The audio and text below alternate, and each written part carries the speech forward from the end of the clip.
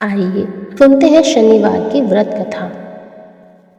एक समय स्वर्गलोक में सबसे बड़ा कौन के प्रश्न पर 9 ग्रहों में वाद विवाद हो गया। विवाद इतना बड़ा कि परस्पर भयंकर युद्ध की स्थिति बन गई।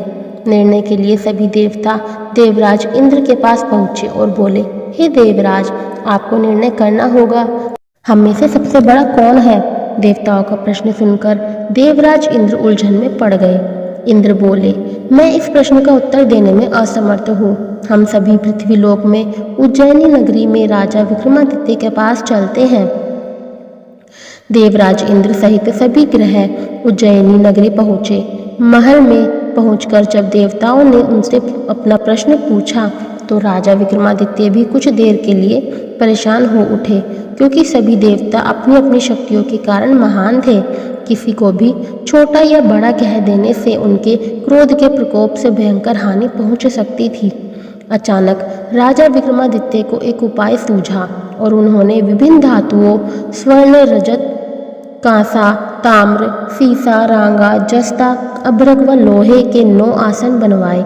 धातुओं के गुणों के अनुसार सभी आसनों को एक दूसरे के पीछे रखवाकर उन्होंने देवताओं को अपने अपने सिंहासन पर बैठने को कहा। देवताओं के बैठने के बाद राजा विक्रमादित्य ने कहा, आपका निर्णय तो स्वयं हो गया। जो सबसे पहले सिंहासन पर विराजमान है वही सबसे बड़ा है। राजा विक्रमादित्य के निर्णय को सुनकर शनि देवता ने सबसे पीछे आसन पर बैठने के कारण अपने को छोटा जानकर क्रोधित होकर कहा, राजा विक्रमादित्य, तुमने मुझे सबसे पीछे बैठाकर मेरा अपमान किया है। तुम मेरी शक्तियों से परिचित नहीं हो। मैं तुम्हारा सर्वनाश कर दूंगा।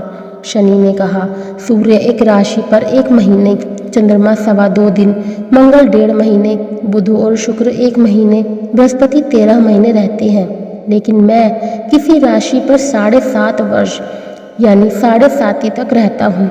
बड़े बड़े देवताओं को मैंने अपने प्रकोप से पीड़ित किया है। राम को 7.5 के कारण ही वन में जाकर रहना पड़ा और रावण को 7.5 के कारण ही युद्ध में मृत्यु का शिकार बनना पड़ा। राजा, अब तू भी मेरे प्रकोप से नहीं बच सकेगा।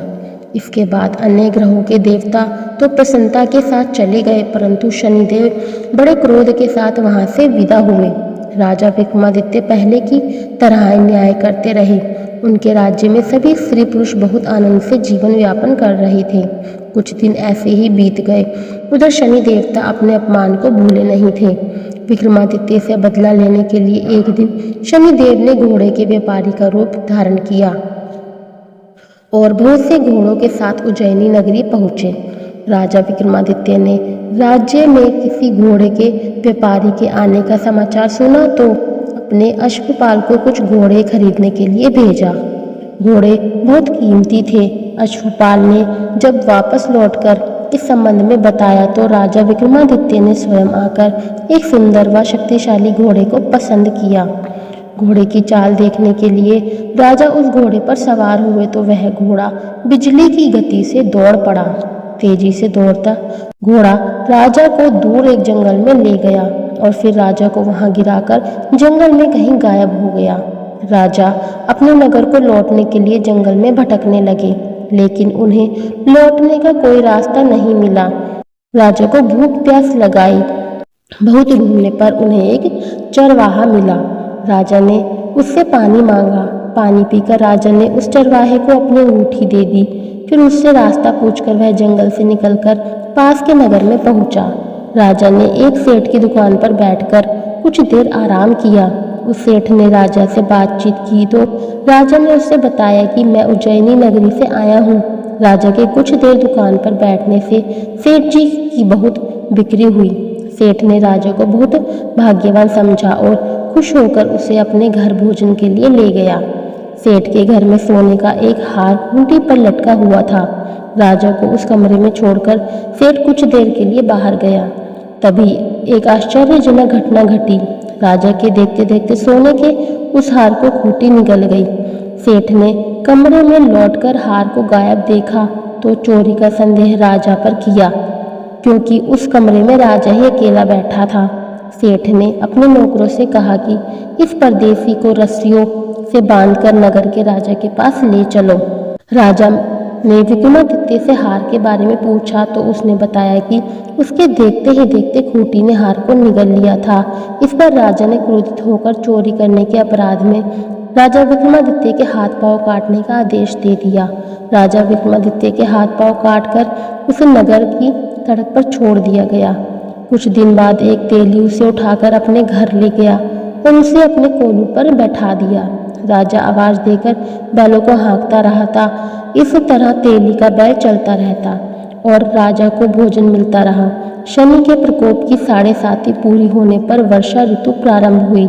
राजा विक्रमादित्य एक रात मेघ मल्हार गा रहा था कि तभी नगर के राजा की लड़की राजकुमारी मोहिनी रथ पर सवार उस तेली के घर के पास से गुजरी। उसने मेघ मल्हार सुना तो उसे बहुत अच्छा लगा और दासी को भेजकर गाने वाले को बुला लाने को कहा। दासी ने लौटकर राजकुमारी को अपंग राजा के बारे में सब कुछ बता दिया। राजकुमारी उसके मेघ मल्हार से बहुत मोहित हुई अतः उसने सब कुछ जानकर भी अपंग राजा से विवाह करने का निश्चय किया।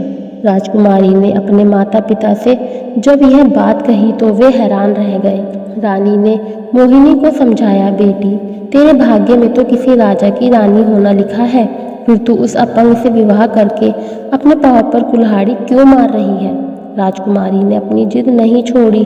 अपनी जिद पूरी कराने के लिए उसने भोजन करना छोड़ दिया और प्राण त्याग देने का निश्चय कर लिया। आखिर राजा रानी को विवश होकर अपंग विक्रमादित्य से राजकुमारी का विवाह करना पड़ा। विवाह के बाद राजा विक्रमादित्य और राजकुमारी तेली के घर में रहने लगे। उसी रात स्वप्न में शनिदेव ने राजा से कहा, राजा तुमने मेरा प्रकोप देख लिया, मैंने तुम्हें अपने अपमान का दंड दिया है। राजा ने शनिदेव से क्षमा करने को कहा और प्रार्थना की है, शनिदेव आपने जितना दुख मुझे दिया है अन्य किसी को ना देना। शनिदेव ने कुछ सोचकर कहा, राजा मैं तुम्हारी प्रार्थना स्वीकार करता हूँ। जो कोई स्त्री पुरुष मेरी पूजा करेगा, शनिवार को व्रत करके मेरी व्रत कथा सुनेगा, उस पर मेरी अनुकंपा बनी रहेगी। प्रातःकाल राजा विक्रमादित्य की नींद खुली तो अपने हाथ पांव देखकर राजा को बहुत खुशी हुई। उसने मन ही मन शनिदेव को प्रणाम किया। राजकुमारी भी राजा के हाथ पांव सही सलामत देखकर आश्चर्य में डूब गई। तब राजा विक्रमादित्य ने अपना परिचय देते हुए शनिदेव के प्रकोप की सारी कहानी सुनाई। सेठ को जब इस बात का पता चला तो दौड़ता हुआ तेली के घर पहुंचा और राजा के चरणों में गिरकर क्षमा मांगने लगा। राजा ने उसे क्षमा कर दिया क्योंकि यह सब तो शनिदेव के प्रकोप के कारण हुआ था। सेठ राजा को अपने घर ले गया और उसे भोजन करवाया। भोजन करते समय वहां एक आश्चर्यजनक घटना घटी। सबके देखते देखते उस खूंटी ने हार उगल दिया। सेठ जी ने अपनी बेटी का विवाह भी राजा के साथ कर दिया और बहुत से स्वर्ण आभूषण धन आदि देकर राजा को विदा किया। राजा विक्रमादित्य राजकुमारी मोहिनी और सेठ की बेटी के साथ उज्जैनी पहुंचे तो नगरवासियों ने हर्ष से उनका स्वागत किया। अगले दिन राजा विक्रमादित्य ने पूरे राज्य में घोषणा कराई कि शनिदेव सब देवों में सर्वश्रेष्ठ है। प्रत्येक स्त्री पुरुष शनिवार को उनका व्रत करे तथा व्रत कथा अवश्य सुने। राजा विक्रमादित्य की घोषणा से शनिदेव बहुत प्रसन्न हुए। शनिवार का व्रत करने और व्रत कथा सुनने के कारण सभी लोगों की मनोकामनाएं शनिदेव अनुकंपा से पूरी होने लगी। सभी लोग आनंद पूर्वक रहने लगे। बोले शनिदेव महाराज की जय हो। आपको हमारी वीडियो अच्छी लगी तो कृपया लाइक, शेयर एंड कमेंट जरूर कीजिएगा।